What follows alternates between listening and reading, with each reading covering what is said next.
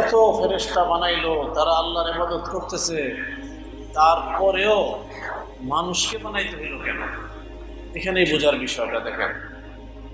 আল্লাহ পাক মানুষকে বানাইছে এই জন্য যে মানুষের থেকে একটা স্পেশাল ইবাদত আল্লাহ পাক নিতে চায়, যেটা ফেরেশতাদের থেকে নেওয়া সম্ভব না। সেটা কি তাহলে? দেখেন, ফেরেশতারা শুধুমাত্র করণীয় কাজ করতে থাকবে, কিন্তু মানুষ যারা, এদের থেকে আল্লাহ পাক যে স্পেশাল ইবাদত নিতে চায় সেটা হলো বর্জনীয় কাজ বর্জন করা। বর্জনীয় কাজ কি?